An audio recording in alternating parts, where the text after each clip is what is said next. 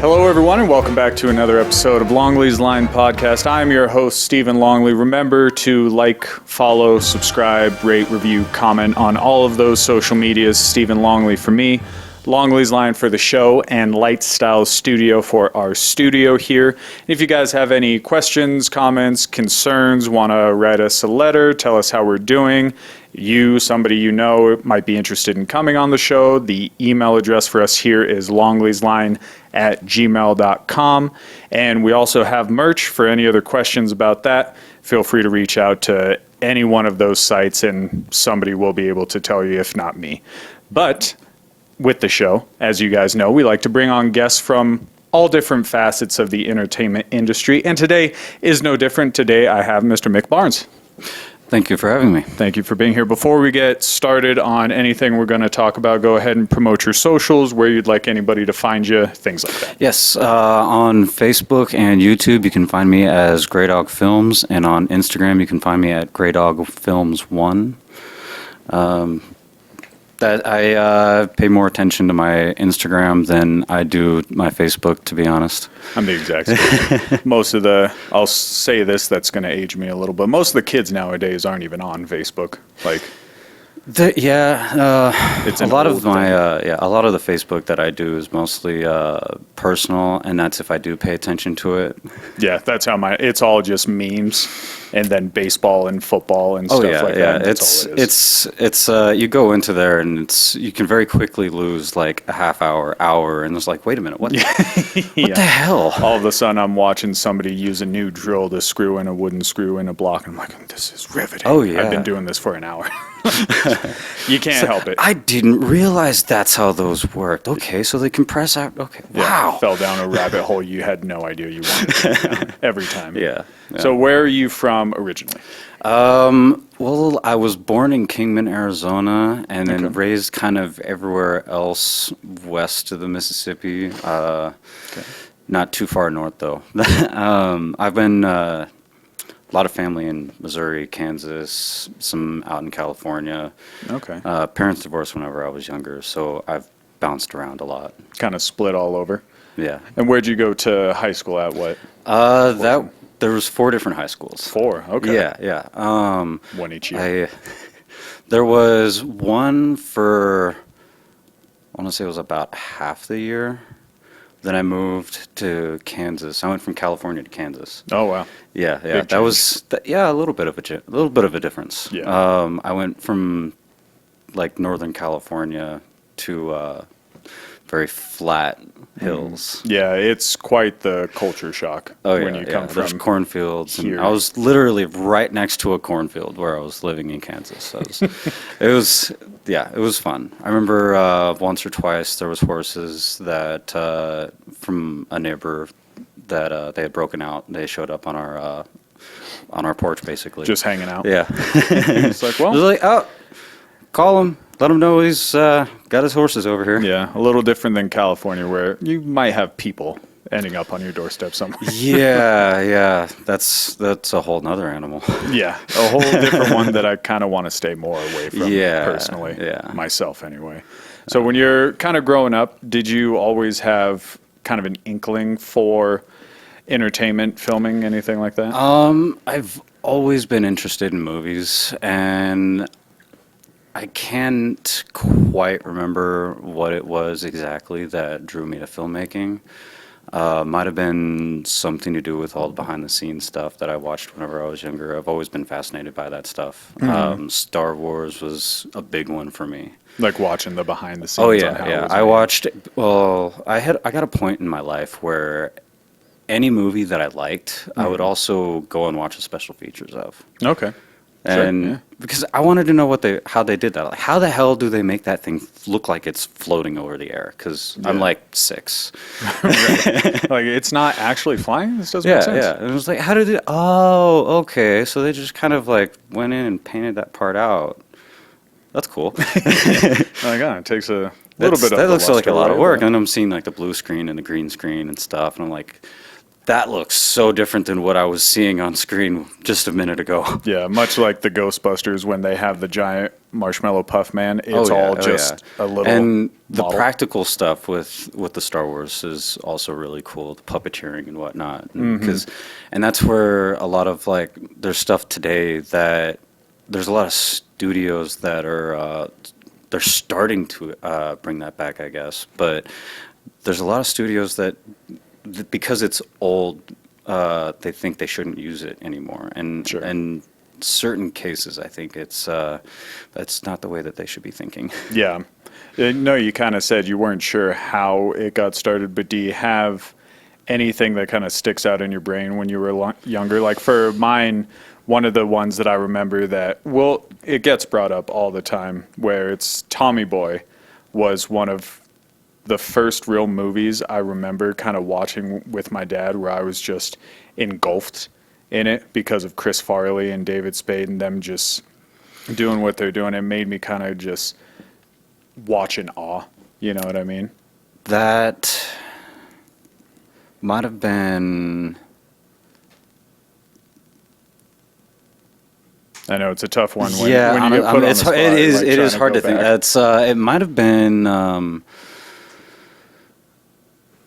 when I was in eighth grade. I decided I want to be a filmmaker. Okay. That's whenever I was like I had seen things and I had done I'd made a couple like a music video, a couple of things. Let's see. 'Cause it's for me, it's been kind of an amalgamation of different things. I remember whenever I was younger watching Superman, and You'll Believe a Man Can Fly, Christopher Reeve, Yeah. and watching that, like seeing some of this, going back now, sorry, and watching what they had at the time whenever that movie came out, and just going, damn, that I don't know.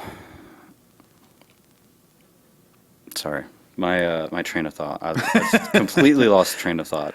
It's all right. Once you say Superman and Christopher Reeves, it's hard not to. Like, Yeah, Christopher Reeves that's was the man. that is my childhood. Yeah. My dad at times would wake me up on like Saturday morning. He would put on Superman. Yeah. And I would hear that music, and it would wake me out of a dead sleep. Yeah. You know what's coming. I was like, I want to go watch Superman now. Where's Kal-El? Let's go. Yeah, and I remember there was a couple of times he used that just to get me to start cleaning the house. Sure. The easiest way to. Ah, good, you're awake. Let's start cleaning up. Superman would probably be cleaning right now. Go on. Yep. He's a good role model. Look at the house. Think he'd leave this house like this? Probably All right, not. I'll start cleaning up the toys and whatnot. Yes, sir. So you said it was like around eighth grade when you realized you wanted to start getting into filmmaking, because mine was a similar process when I was in like ninth and 10th grade.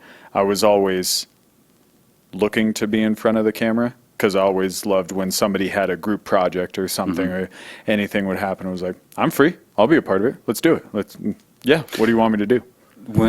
Actually, whenever I was younger, there's like childhood videos of me going like, "Hey, look over here, over here." Getting older, I'm not as much of a fan of being in front of the camera. Rare opportunity right now. We ignore that. I've gotten older and gotten more into my creative outlets. I see myself looking at Tim Burton as a great kind of point of reference at times. Okay.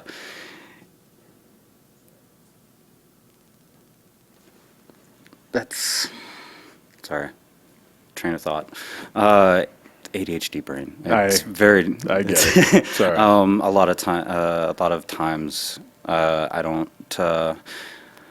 If it's not scripted, I have a hard time with it. I get it. I get that completely. Yeah. Where you're thinking one thing and then it just kind of bounces all over the place. A lot of times, there's times where I'll have like two different sentences going on at the same time in my head, and it's my mouth can't always keep up with what I'm trying to what I'm thinking. Mine goes in a separate thing where I'll just kind of say something and then I don't remember what I said. So Oh, my yeah. wife will always give me some sort of grief. She's like, "That was really funny. Do you remember what you said?" Like, no, I've got no idea. And you know what? And that's some of the funniest. A lot of times, whenever you're on set, that's where some of the funniest stuff happens. Yeah. And actually, that's what, like, with the way that I film, there's a lot of room for improvisation. With at least with the way that I film now, I've spent a lot of time on my Red Hood fan film. Okay. And actually, with that one in particular, that one was when that's probably the one that started. That's the one that actually got me started filming. Okay. Because there was, back whenever I was in high school, I think it was probably my junior year. There was this YouTube group, YouTube channel that was making a Nightwing series on YouTube. Yeah. And they launched a Kickstarter. I only discovered them because they had launched the Kickstarter. Right. And I had just gone around looking for Batman fan films and Nightwing, Red Hood stuff, and stumbled across them. And I looked at some of the videos and whatnot, saw that they had launched the Kickstarter and everything, and I was like, damn, I'm going to pay attention to this. And then I saw the behind-the-scenes stuff and whatnot, and whenever they released their Nightwing series, I watched all the behind the scenes stuff up until that point, and then saw the final product, and then it like dawned on me. I was like, why am I not doing this? Yeah. And at that point, I actually started working on my own version of Under the Red Hood. Okay.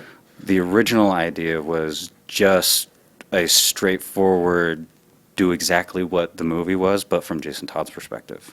Gotcha. But then I got to thinking about it after I wrote a draft. I was like, how would I put Amazo on screen? Yeah.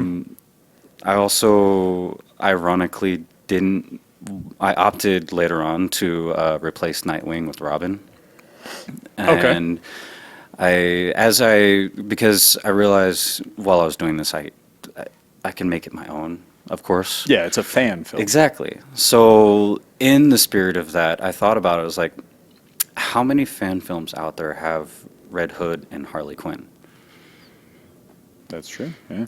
And That's so I was like, a and crossover that doesn't happen. yeah, and there's honestly, it's like they both got tortured to way beyond. Like they both got really hurt by the Joker, to say the least. Yeah. One's a Both crowbar, mentally and one's physically. mental, Yeah, so with mine, I kind of took a combination of what that movie did, what the animated movie did, and the Arkham games, Okay. where he was tortured for 6 months before he got killed. Yeah. I just felt like that initial torture scene was a lot of fun, and I mentioned that I spent a long time making this particular movie. The chapters, the individual chapters are out. You can watch them now. It's chapters 1 through 6.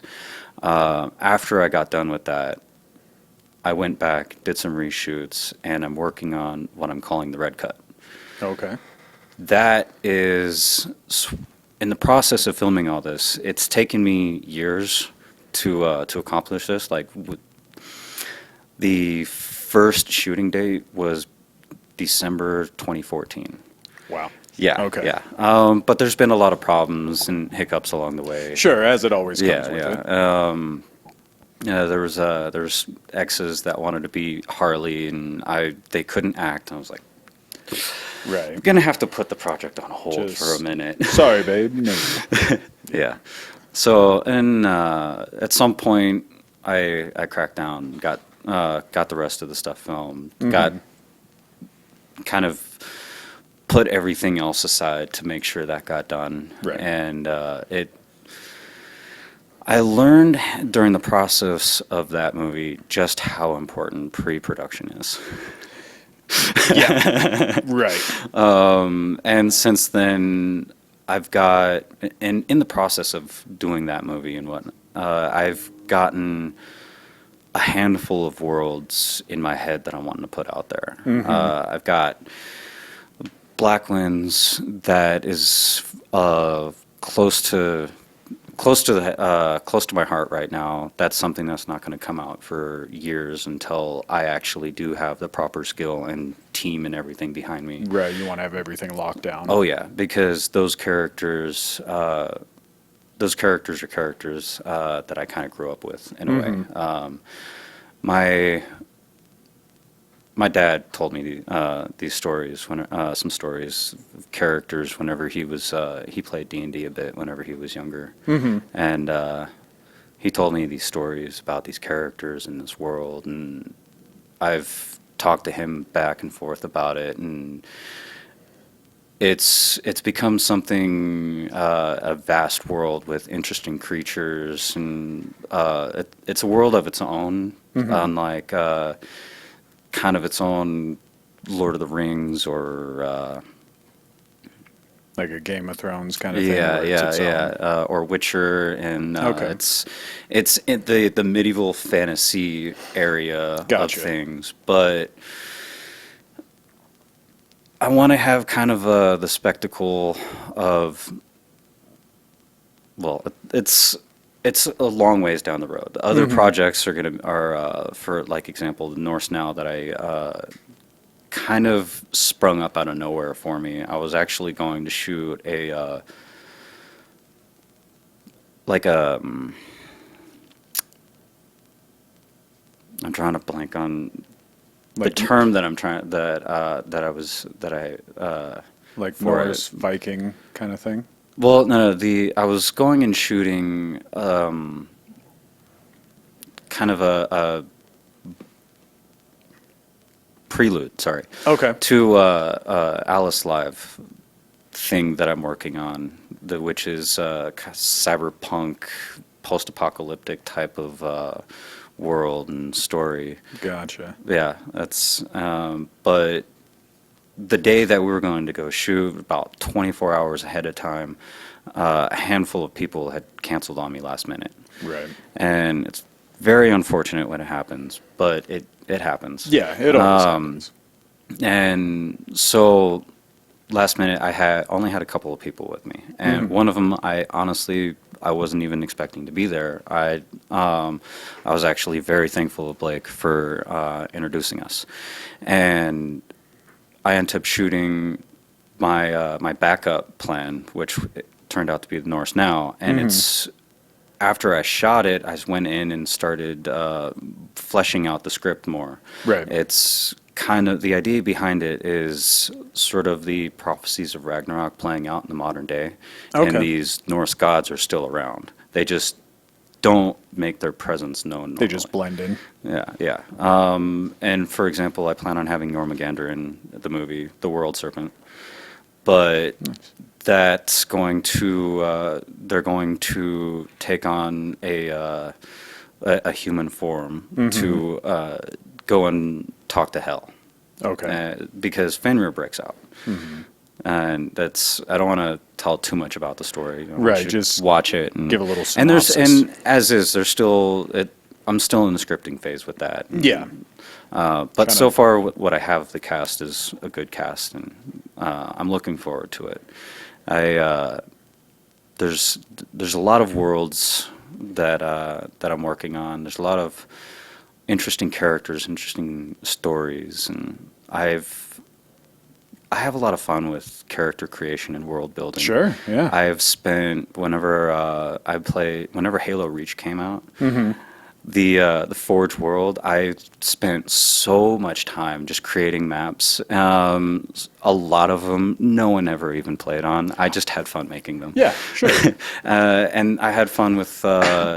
There was like Forge tips and tricks that some people were coming out with, and making like destructible bridges and elevators and things with the game physics essentially. I had fun with that, and looking back on it now, it's like Unreal Engine is something that I've recently gotten into, and I'm learning. I after Red Hood is done, I'm working on adapting the 1940s Superman cartoon. Okay. Yeah, Interesting. yeah. Like kind of making your own take on it, or That's the part that I'm still kind of going back and forth on. If I want to stay very true to the original cartoon, if I want it to be like, big question, do I want to keep the underwear or not on Superman? sure. You know? I mean, it's kind of iconic. Do you It want is it or not? iconic, and especially if I'm doing the 1940s Superman. But at the same time, making the whole thing. I'm using MetaHuman to sculpt the face. I've gone to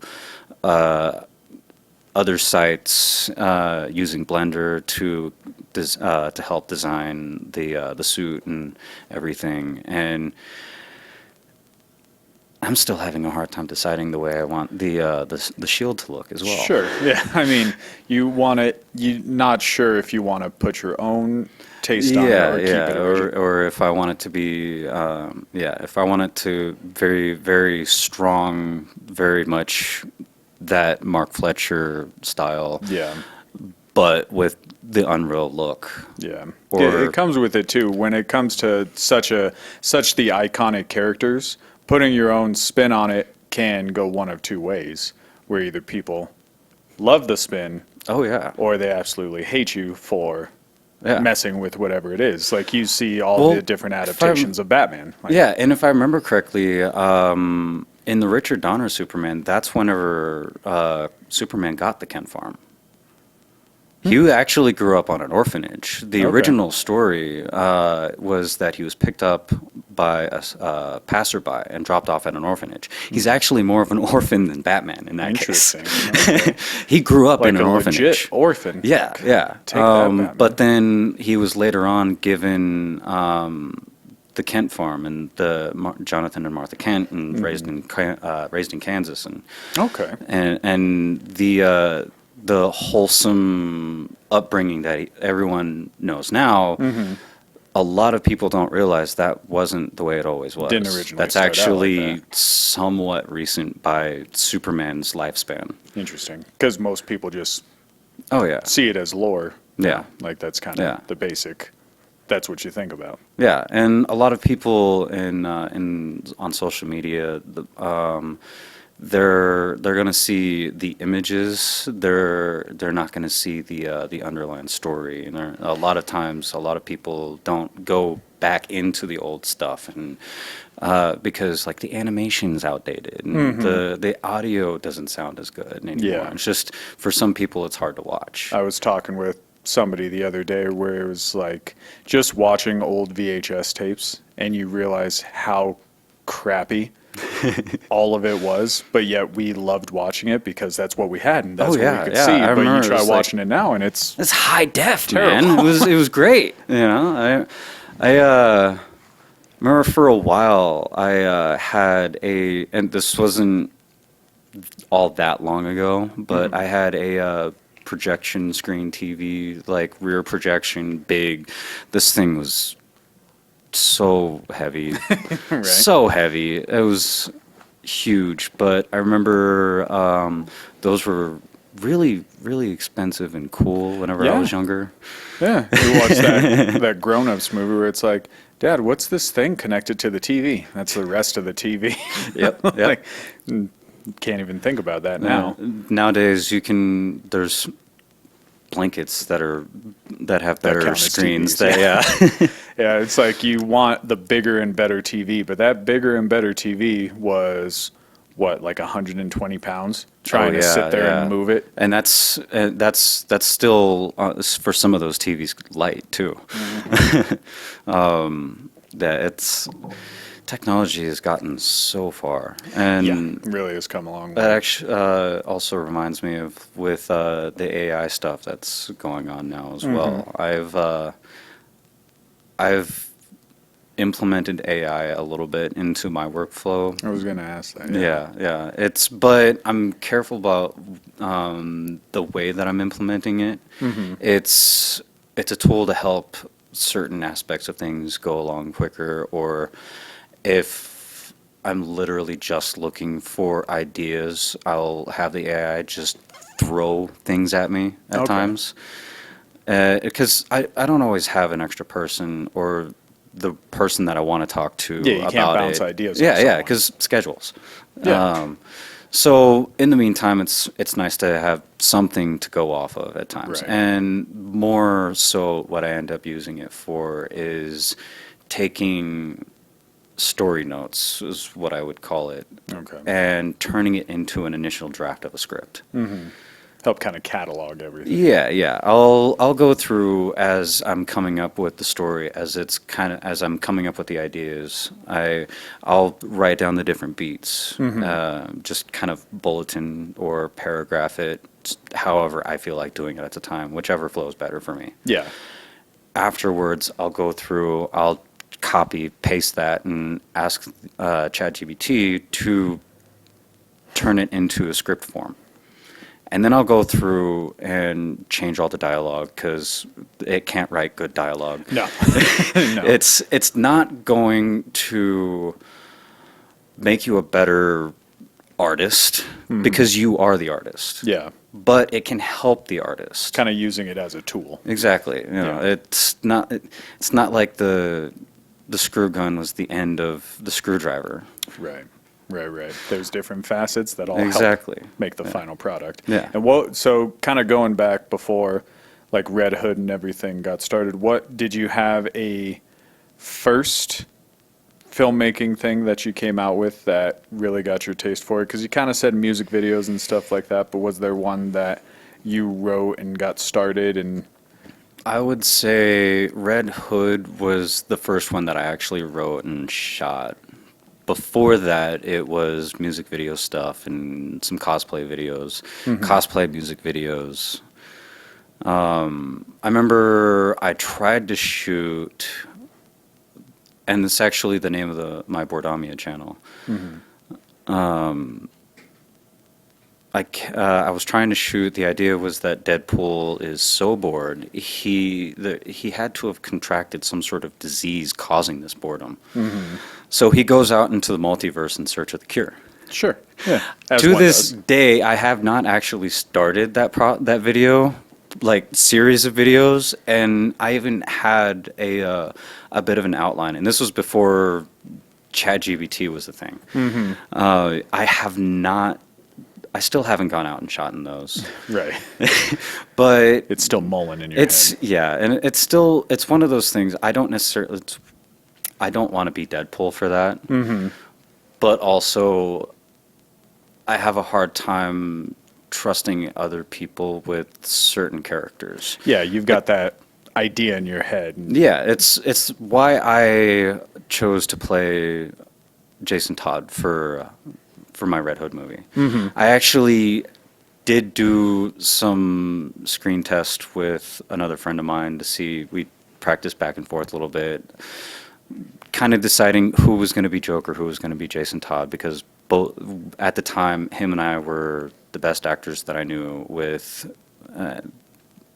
and the most reliable people as far as that goes. Yeah. That specifically. I was trying to take it serious, and at that point in time, I hadn't done really anything serious. I had screwed around making some music videos Sure. with friends. Had more fun, playful times with it Yeah. instead of a Yeah. serious outline. Exactly. So he ends up, I did the little screen test, and I was not surprised. He turned out to be a great Joker, and I trusted what I was doing with Jason. Not that I'm the best actor, but I was the best that I could find for what I was going for. Sure, you had that idea in your mind. Yeah, Jason Todd, he's an angry character, and I've seen that particular type of anger towards a mentor or father figure. That can very easily come off as daddy issues of some kind. Sure. And I've seen it in like big budget movies Yeah. where it's just kind of like, Martha. Yeah. yeah. It's like, why did you have that much of a reaction like that? I feel like Anyway. Daddy didn't love me. Yeah. Yeah. Austin And Powers style. there's an element of that, but that's not the deep-seated rage that Jason has. Right, it's more than that. Yeah, he's upset about what that means for everyone else in the process. In the process of, and he thought he was going to be the last, like, as close and personal of a person Jason is to Batman. He thought no one else. He wouldn't let anyone else. He wouldn't let this happen to anyone else. Yeah. And then he comes back and, wait a minute, he's not. He's still around. Right. Oh my God. You know what? Maybe I need to do something about this. Maybe this is why I'm back. Mm-hmm. Makes sense, yeah. Yeah. And I do the whole Lazarus Pit. And I do the white streak too. That's something that I've seen. It's very much an artistic choice that a lot of people either do or do not have. Mm-hmm. I like the white streak in Jason's hair. Mm-hmm. So I was very determined to have that, to the extent that I've damaged my hair a bit for it. For the process. Oh yeah. Have to. Because it's bleaching your hair, and it's that can hurt. Oh yeah, it definitely damages the hair, but it's worth it. No, yeah. And the way Get I the see it, product if I out, do follow up with a Red Hood 2, which I definitely have thoughts for. At that point, he'd probably just start dyeing his hair. Sure. Maybe Get not take the hood off. more comic accurate looking, probably a bit more of a Red Hood and the Arsenal, Red Hood and the Outlaws look for if I went forward with that. I've teased it a little bit with a kind of an end or mid credit type of scene, and it's fun. I like see what happens. Yeah, I like leaving people with questions. Yeah, leave them wanting more. Exactly. Yeah, exactly. I have a lot of fun with action. I've got a lot of fun with mystery, suspense. Is kind of the comic book and more fantasy realm what you like to stick down? Yeah, I like to. Well, reality can be kind of a bummer. Sure. So as one turns to entertainment, to escape reality a lot of times. So I like the fantasy. I like supernatural. I like medieval. I like cyberpunk. Yeah. I like the fantastical. It's something that's always fascinated me. There's something that can bring a lot of people together with it too. I was just talking with my parents about just the Marvel things, going and watching Infinity Game and Infinity War and Endgame. Yeah.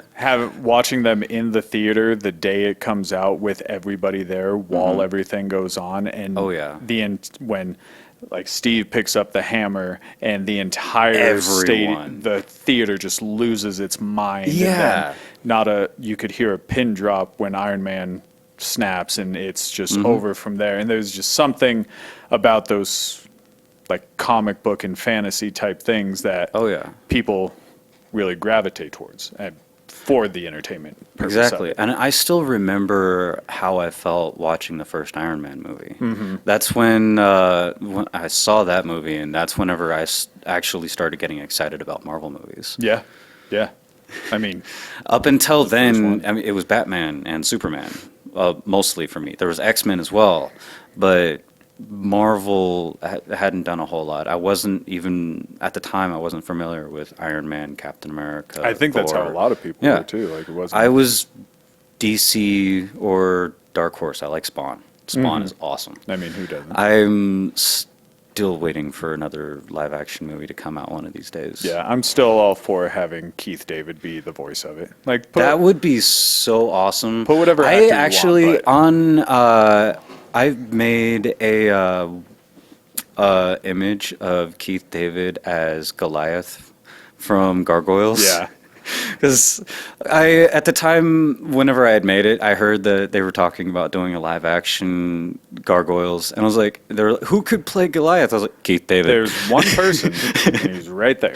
Keith David. He already did. He's one of those all-time favorite voice actors, and even just as a actor in general. He just has that brooding voice where he can be intimidating as hell, but then also you see the memes that go around where he's like, "We're going to hell, motherfucker," and he's just yeah. He's got such a great range. he does, He which really is does. kind of what you need with one of those staple type of actors. Oh yeah, because you got to get that like heartfelt, get down to earth to the person. Like, look, it's bad right now, but it's not always going to be, and it's got to be. You got to deliver it in a way that's You got to believable. feel it.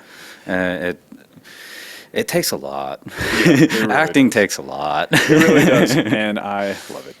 Yeah. I love the acting portion where you can just find that character that you're being, and then it's like, okay, how am I supposed to play this? Am I an asshole? Am I a good guy? Am I trying to get him on my side? Am I not? Do I not care what this person thinks? And you just kind of bring all those little intricacies into it, and then you just play and you see what happens. And then you go based off the other person. Like, there was one that I did where I was supposed to be an asshole to the guy, and when we were done filming, he comes up to me, he's like, "Hey, sorry, I was getting really mean." I was like, "Fucking good." Like, Yeah, no, you it shoulda yelled at made me the scene more. better. It's Like, one of those things like whenever you're filming an action scene, a lot of times the shot that someone got hurt on, that's the shot you're going to use. yeah, because that's the most natural. Exactly, Yeah. because I mean, you practice, and for the way that Patrick and I do a lot of the fight scenes that we do, is that we do the choreography the day of, because there's a lot of times you don't have the luxury of practicing the choreography prior to that. Sure, Schedules don't line up, budgets aren't there, things like that. Yeah. So we've gotten really good at figuring out the choreography when we get in the space. And he'll be what'll usually happen is, since he's the black belt, he's going to be doing the fight choreography. I move around with the camera and find good angles. Right.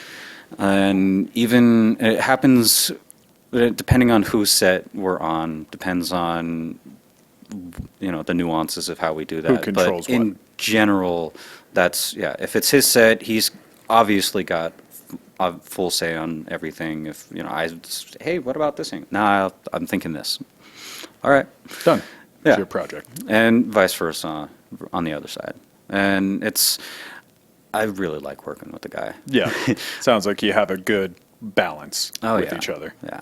Trying to get the final products done. And as you're working on the products, so now that you've kind of completed the Red Hood-ish, so you've got the first storyline with other ones coming down the pipeline, what are you currently excited that you're working on now that's coming out? That would probably be.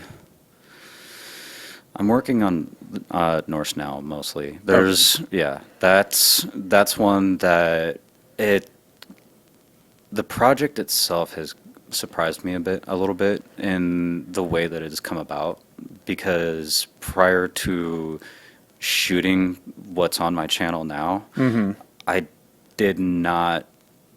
I wasn't thinking about it. I was thinking of how it would be cool to have some sort of Norse story, in there, but I hadn't actually thought about it, and that's where I did the Norse Now bit. It was last minute. It was like, if things fall apart, I'll shoot this little Norse thing, and think about it later. Yeah. And then I shot it, and I was like, well, there were some things that I was trying to I want practice more. that Yeah. didn't quite work out right, but I saw what was going on there, and I was like, I like the interaction between these two. I honestly want to see more of this. Yeah. So I went in and started fleshing the whole script out. Right. You just got a taste of it at first, and now you're like, okay, I want to make this bigger and expand on it more. Yeah, now I definitely want to get this whole thing, and I'm excited to work on it with the people that I've talked to. I'm excited to put what I'm learning with Unreal Engine to the test because like I said, I'm just now getting into Unreal Engine. I've so far blown up Krypton. That was fun. Okay. Sure. As you I'm have to figuring do. out clothes. I'm figuring out how to animate a person, things like that. And water's going to be a fun one to figure out because one of the things that I want to do in that is I want to show Jormungandr. I want to show the World Serpent in full glory, but I need to figure out exactly how I'm going to show the scale of the World Serpent. Okay. And I'm thinking I'm going to be taking some inspiration from things like Pacific Rim and Godzilla. Yeah.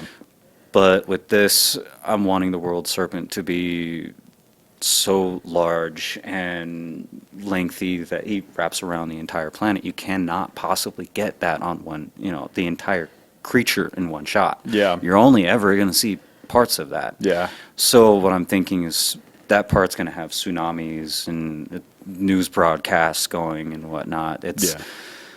And then that will transition to Jormungandr emerging from the sea, going to find Hela, saying, "Hey, did you notice our bro Fenrir? He broke out. This is happening.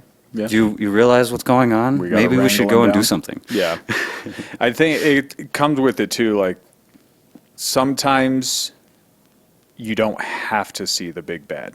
You know what I mean? Like when it comes to like just the way of doing it where it's like Cloverfield or something where it's there and you see snippets of it. You kind of see it happening and then it's just the little bits and pieces and you're like, that thing's huge. Like, Oh know? yeah. And you leave some to the imagination. Yeah. And ultimately, that's what I think was the most important with the entertainment is I want to inspire people. I want to inspire creativity. There's one of my favorite things to do in a fight scene is the sort of a 300 Zack Snyder style zoom, where you zoom in slow motion and zoom back out and motion keeps going and everything. I do some of that in Red Hood and it's a lot of fun. I really like it. Yeah. It's a bit of a pain if with the parallax issue,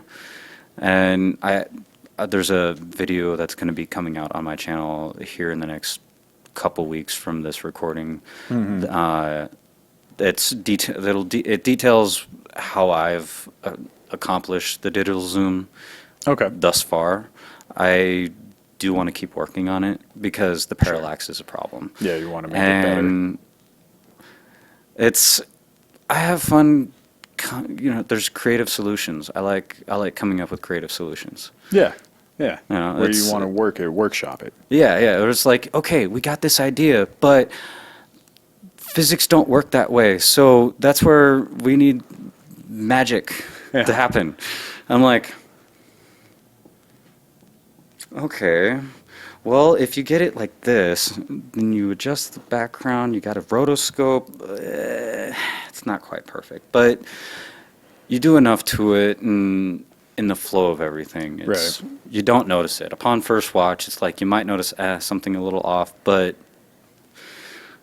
it's there. It's not distracting. That's why they call it movie magic for a reason. Exactly. That's a really difficult trick to pull off. Sure. But it's fun to do. It really is. Yeah. I'm not done working out the kinks on that. You want to keep working on it to try and make it better and better. Yeah. And like not that long ago, I life. saw someone use a teleprompter with a phone. But the issue that they had with that is there's reflections, the autofocus isn't picking it up right, and me personally, if you're going to use that for a more cinema, you're trying to go with high production value, the iPhone's not going to cut it. I'm sorry, people. If that is where you're starting, fantastic. Do it. Get out there and shoot. But as you go up the ladder, you got it right. at the moment, it's not there. Yeah.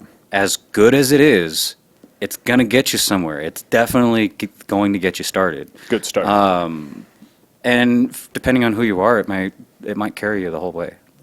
Sure. That's one of their You can biggest do some commercials. great things, but one of the issues that I have with it is like you have some limited. You're very limited with focal length and depth of field and things like that. And there's a lot you can do in post and everything, but I like to get as much as I possibly can in camera. Yeah. Without doing a whole lot of post processing. Right. Want to One get of the it things now instead of later. Yeah, one of the things that I hate hearing is fix it in post. And you hear it on set at times. It's hilarious when it's funny. One of the times that's happened, they're like, fix it. I'm the guy that fixes it in post. We're not fixing it in I'm post. the We're one right doing here. it. We're going to take No. another shot. Take 3. Just no. I'm the one doing it. We will not be fixing it in post. Yeah, and it's really it's funny and it's a fun joke to throw around at times whenever you know that's not actually what you're doing. Yeah. You know, but it's yeah. I have fun with it. It's Yeah, the fun. you like working with I'm wanting ideally what I want to do is put 2 cameras on a gimbal and fly the gimbal around and have the parallax not be a problem.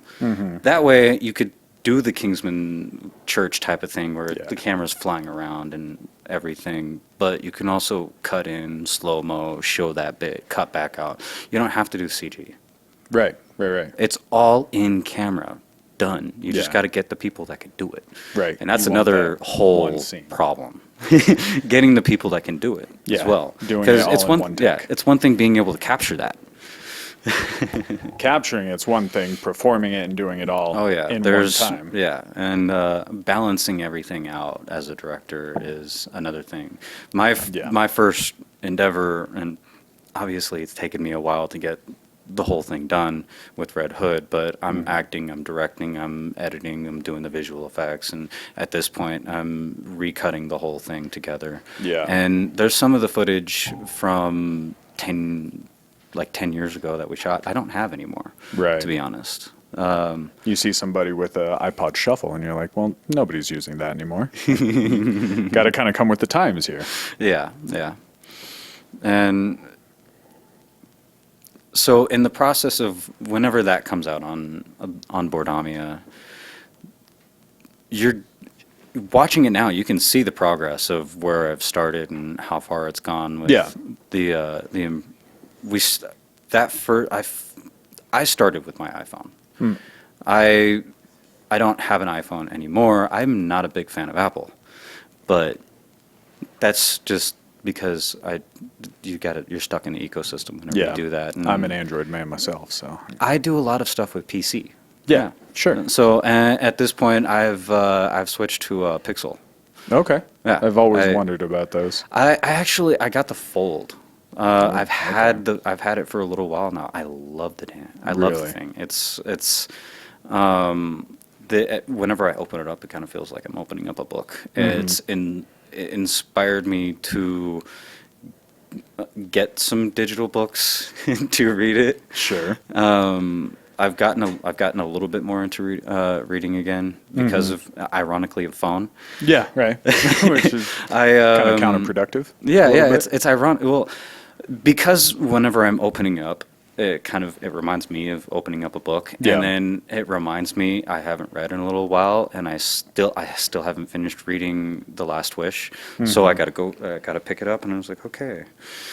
I'm right there with you. When it comes to reading, I am not a fast reader, so it takes me a little while, but I always try to have it by my bed. And I'm like, okay, I'm gonna put a couple of pages in. I'm 3 pages deep, and it's okay. This is a pretty good book, and I'm zonked out right there. And I keep trying, and I always find ones that interest me. Like a lot of the behind the scene actors books, I love those. Like the Terry Crews one, I read that. Ron Perlman, his Easy Street, that was fantastic. Yeah. James Franco's. No, that one was not very good. It was a mishmash of stories that I could not tell what was going on. But then the most recent one I read was Odd Thomas. If you've ever seen that one, Yeah. Odd Thomas, the movie, is one of my favorite hidden gems that not a lot of people have seen. It's an interesting movie. It's very interesting with the Sixth Sense kind of take. Yeah, on yeah. it, I like the concept behind it. And I just always, if somebody asks a random recommendation of a movie, Odd Thomas, that's the one. I'll always put it out there, and it'll get you right here every time. And I read the books, and it stays relatively close while also doing its own thing. Mm-hmm. And when it comes to, like any ideas that you have, is that kind of something that you the balance between think about, the original work and the fact that you're making it, you're putting it like out there, the fan film exactly kind of part that we talked about. And and on that, it was like I decided to go kind of I decided to divulge from Under the Red Hood as heavily as I did. I wanted to, I didn't see a lot of Harley and Red Hood out there. Yeah, it's your take. And so I was like, all right, I'm going to put Harley and Red Hood in a movie together. And then we go through and we're shooting everything. And because I'm delaying things, and at one point I completely redid the costume early on. Mm-hmm. Because I had figured out how to make the red look like a metallic red, like it was painted. Right. I use automotive paint. There you go. But in the process of like, oh, we haven't gotten this part shot. We've only gotten one fight scene shot with the Red Hood costume. We're going to redo all that now because this is the costume that's going to be going in throughout the rest of the movie. Yeah. And then you find, in the process of that, there's things that's delaying you, and the jacket itself, the main one that I was using. Mm-hmm. Eventually started falling apart. Oh. The leather, it was peeling, mm-hmm. and so I had to replace it. I got this jacket to replace it.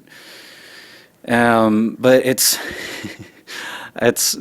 that's where the importance of pre-production comes into play, and planning everything out, right, so that you don't wind up having those problems. Because there's definitely, whenever you go through and you watch it, there's things I don't fix about that. Yeah, the continuity is not there, but it's like the jacket's kind of it's a fight scene. Maybe it happened in the fight. It falls somehow. Apart. Yeah, it's a bulletproof jacket, but it's falling apart because he's fighting Batman. Yeah, I mean, there's reasons behind it. Yeah, makes a lot of sense. Yeah, and I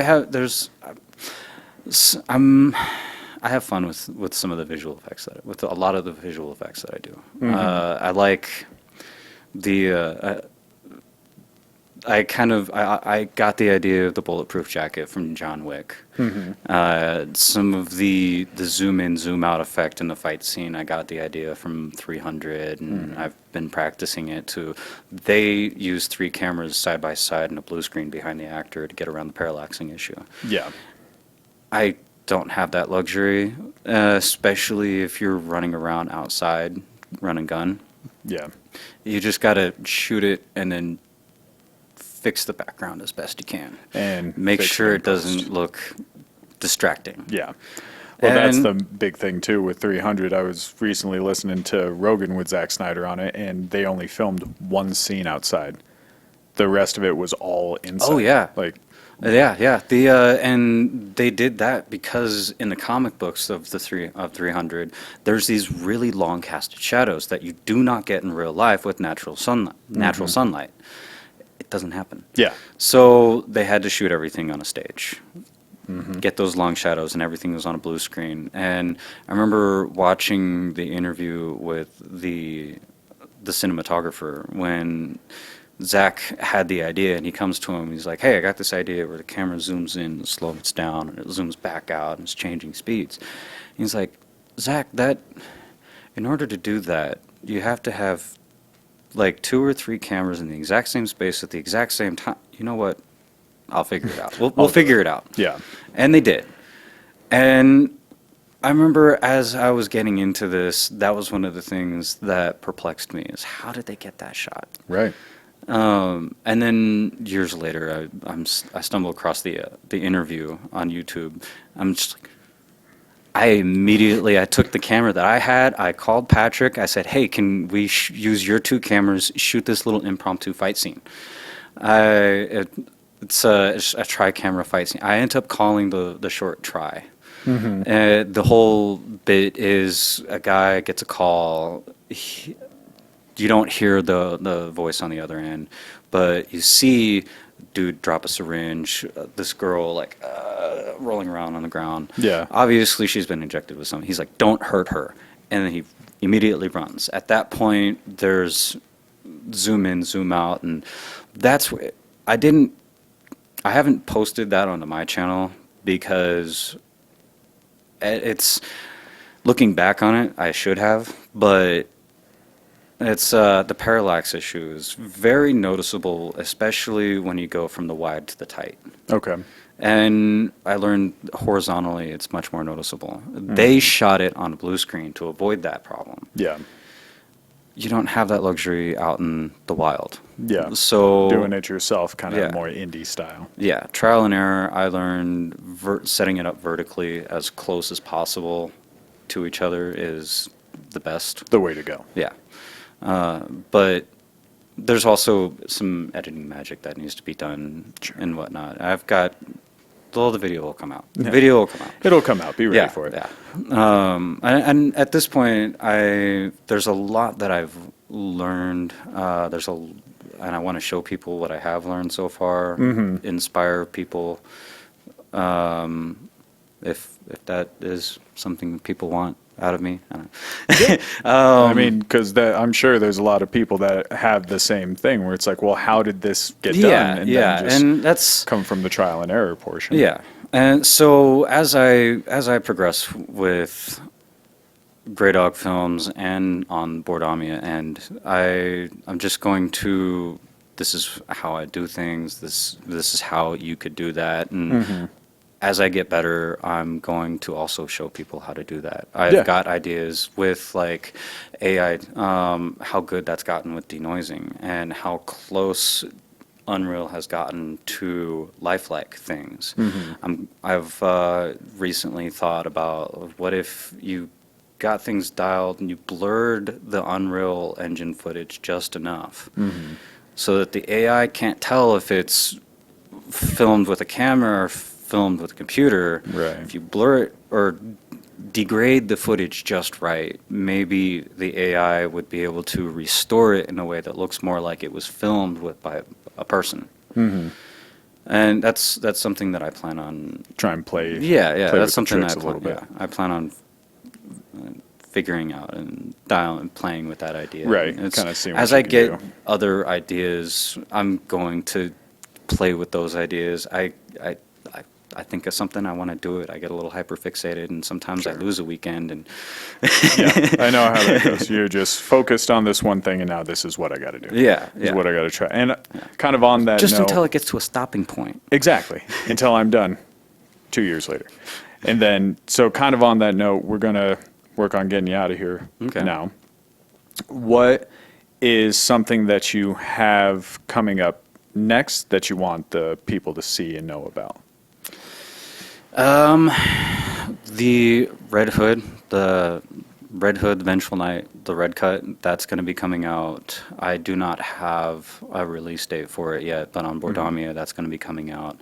And that is bringing in all of the story arc that I had wanted to do for Harley Quinn. Whenever we went and shot it initially, because I had spent so long working on it and not getting certain parts of it filmed, scheduling didn't work out. She wasn't able to film for everything. So I had to end up writing her out of the script. Okay.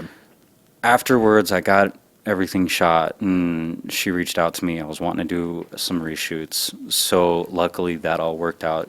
The actors came back, and I'm able to put Harley back into the scene the way that I was wanting to. Nice. I'm able to update some of the visuals the way that I want to. There was in the final fight scene, there was some of that digital zoom that, well, not, You know what I mean? There Yeah. was some of that 300 stuff that I wanted to do that I shot the footage, but I didn't take the time to edit it in that way because I knew I was going to be doing another version. Right. So that's going to be coming out sometime this year. Great. Yeah. Awesome. So it sounds like you've got everything ready that you want Oh yeah, people to see. we've gotten just about everything shot at this point. All Nice. of Harley's stuff is shot. I'm making the Batcave because Nice. in the episodes, the chapters, you don't see the Batcave really. There's a scene where Batman and Robin are in the Batcave, but you don't really get to see the Batcave. Yeah. That's something I want to change. I want to show a little bit of the Yeah, Batcave. get the That's intricacies where of it. I'm using Unreal Engine, and There you I'm go. learning that. It's a lot of fun. Yeah, working on that, getting the final product out there and making sure everybody can see it. And on that note, Mick, I want to thank you for coming in here, kind of explain the story, Yeah, nerd thank you out a for little having bit, me. get a bit of the superheroes going and all the fantasy stuff. I can talk about that all day as well. Oh yeah, do love I that can stuff. go on and on about different worlds and characters and It's like and we things. bring up comic books and fantasy and all that, talk all day. You bring up baseball and football. I'm talking about all that. Like, Yeah, just oh, yeah. go down a path and Yeah. we'll be here for Yeah, there's a lot of a lot of different things. So many. Okay. I'm right there with Yeah. you. And so, on that note, thank you for coming in. Go ahead and promote the socials where you want everybody to find you, websites, things like that. Yes. So you can find me again YouTube and Facebook. There's Grey Dog Films or the Bordamia channel, not the Bordamia channel. Also on Instagram, you can find me at Grey Dog Films 1. And please send me your ideas if you think of something you would like me to try. Send it my way. Perfect.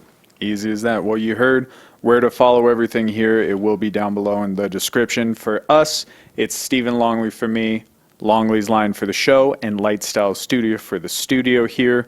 If you have any questions, comments, concerns, email address is longley'sline@gmail.com. We'll talk to you guys next week.